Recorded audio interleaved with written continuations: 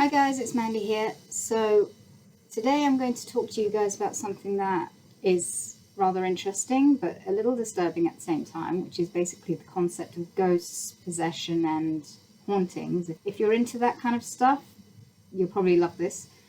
So I'm just going to talk about my own experiences with ghosts because I actually have had experiences with hauntings. The earliest haunting that I can explain that ever happened to me was, I think I was about 8 or 9, and me and my family had just moved into a new house. And I remember my bedroom was a huge room, and it had this mezzanine built into half of it, and it had like a platform where you could put a mattress and you can sleep on it, and underneath it was like a open closet space. So I would sometimes sleep up there. And I remember one night when I was in bed, I was awake. I hadn't gone to sleep just yet, but I was lying in bed, and I remember sort of lying on my side facing towards the banister that prevents you from falling off the platform. And I remember seeing, the only way I can describe it was literally like seeing Gollum from Lord of the Rings crawl up over the barrier. It looked at me and then it crawled back down again. And like I said, the closest way I can describe its appearance was literally like Gollum, but it wasn't a solid mass. It was more like a translucent green, sort of, not quite a mist, but it was a little more solid than a mist, but it was definitely almost like a mist. It was that sort of translucency effect. That was the first time I'd ever experienced a haunting, if you will.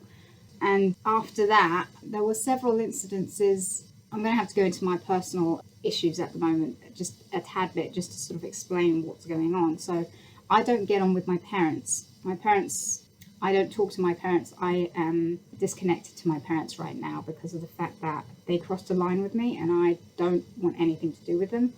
And ever since I was a teenager, things have just sort of been getting progressively worse with my parents.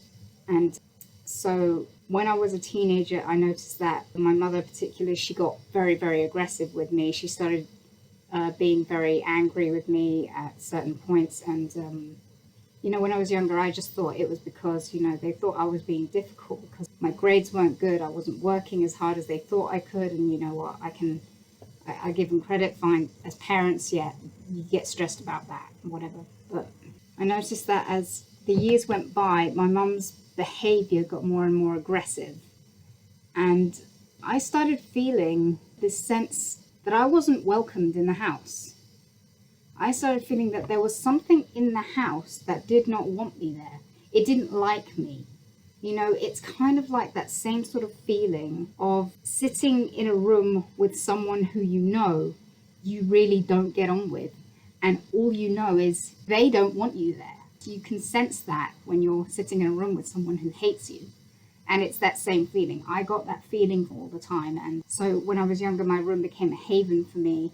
And then as things progressively got worse with my parents, I started feeling like there was something in the house that did not want me there. And there was one time I do remember I woke up about 3 o'clock in the morning, I believe, and I found my mum in my room, sort of standing by my dressing table. And I was sleeping in my bed, which was about 7 feet away against the opposite wall and facing away from the door. I woke up because I felt there was someone in my room. So I woke up and I looked around and I saw my mum standing by my desk. And I got up and I went up to her and I said, "What are you doing?" She said, "I came to give you a kiss goodnight." And I checked the clock. It said it was 3 o'clock in the morning. And I was like, okay. And then so I just sort of sent her back to her room quietly. And that was the only incident I had with it. And I remember also we had a pet Cocker Spaniel who, when we first moved in, he was quite happy to come into my room. But over the years, I noticed that he stopped coming into my room. He would not come into my bedroom. I remember once I tried to coax him in there, but he refused absolutely to go into that room. And there were other incidences. I remember when I was left at home once, I think my parents went to a dinner and I was alone at home and I decided I was going to go and work in the kitchen do some homework or something. I can't remember what it was. I was going to sit in the kitchen because the kitchen had the best light to work by. And so I went into the kitchen and I set everything up on the table. And I heard this knock on the fridge because my mum used to joke about having a ghost in the house. She used to make jokes about it because we'd hear these knocks and creaks all the time. And my mum used to make jokes about it. And so I heard this little on the fridge door. And I just jokingly said, "Oh, shut up," to it. And then literally 2 seconds later, I heard this really loud bang on the fridge door. It was literally like someone had just slammed their hand against the door as if to say, "Don't you dare tell me to shut up." And I booked it out of there. I was literally so shocked by that. I booked it.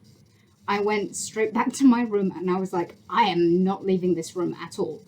And you might think that that's weird considering that feeling that I had in my room, but it was like whatever it was that didn't want me wasn't just confined to my room. I think it was following me around. It didn't want me in the house at all. I think there was something in the house that wanted me out. So that experience there, and my opinion of like the whole possession thing, I think it was using my mum because she obviously had a weakness. Her temper was very, very volatile. She could snap like that and she would just hit the roof. So obviously that was a weakness that I think whatever entity was in the house exploited. And I think she had been possessed to a certain degree. And it feels like every time before I drew my line and decided never to go back or speak to them again, I had been trying to build bridges with them, but it felt like every time I was going back, I still felt like they were trying to convey the message that they did not want me around. And, my mum would say things that to me felt like she was just trying to egg me on into a fight so that she could then make me feel really unwelcomed. So I think whatever the entity was, it was using my mum to get rid of me. And I think my dad, unfortunately, he was also, to a certain degree, he was backing her up on that. I don't know why, but I decided enough was enough, so I'm going to leave. And then I had an incident with my ex some years ago. I remember I was in my ex's room, and I thought this was very interesting. He would sometimes wake up in bed, and he would have night terrors. And he would wake up and he would think there was someone at the end of the bed. And for the first few years, I didn't notice anything. I thought he was just seeing reflections because we had mirrors facing the bed in the bedroom. And I thought he was just seeing reflections of something in the mirror. So I would just sort of tell him to go back to sleep.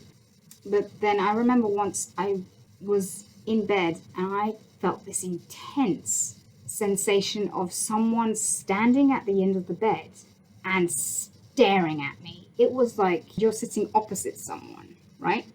And they just are staring at you, like properly, like, that sort of feeling of like they're properly staring into your soul.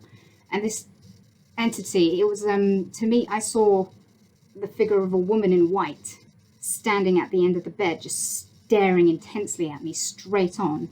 And at first I tried to ignore the feeling, and then it got more and more intense, and I eventually I felt so uncomfortable. I just sat up in bed and I just said to it, "Look, I don't know who you are, I don't care who you are. If you want to stay in this house, you're welcome to stay in this house, but please do not harm me or anyone else in this house.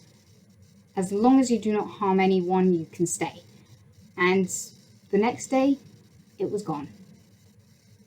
Gone. Didn't feel anything after that. It had obviously gotten whatever it wanted, and it just disappeared after that. I never felt it again. But that was the weirdest thing for me. That, for me, converted me completely. I realized that what I was experiencing was real, and I took it very seriously after that. At that point, I was still an atheist. I didn't believe in God and heaven and hell and stuff like that, but I certainly did then believe in another realm, a spirit realm. I certainly believed that there was a life after death. Also, I might point out, at one point, one of my cousins passed away due to a car accident, and I remember think it was in the first week after his death, I was at my desk and I drew a pencil drawing of him. And I felt this feeling of someone standing behind me. And I just wanted to believe, I guess, at that point in time, I wanted to believe that that was him, trying to be comforting, saying he's all right, he's there, and he's watching over me. I mean, I don't know if that was him or not. It may have just been the entity that didn't want me around, and it was just there, and it wasn't particularly hostile at that moment. I don't know. But I choose to believe that it was my cousin, and he was just being comforting at that moment, because he had just passed away at that point. So those were some of the incidences I had. And in the current place that I live now, this house here, I have had 2 or 3 incidences now where I've seen ghosts. It's very interesting. I remember we were downstairs, my partner and his mother were downstairs, and we were having a heated discussion about something. I can't remember what it was. And I remember I was sat at the table and I just felt this sudden wave of presence on top of me, and I was just like, it was like overwhelmingly sort of like, it was literally like someone had just poured cold water over you. That's that sort of feeling. And I just literally just leaned in and slightly lifted myself out of the chair as if to sort of say, get off me. And, my partner's mother, she got some holy water and immediately started spraying it all over the place and saying, whatever you say. And, after a minute, it calmed down.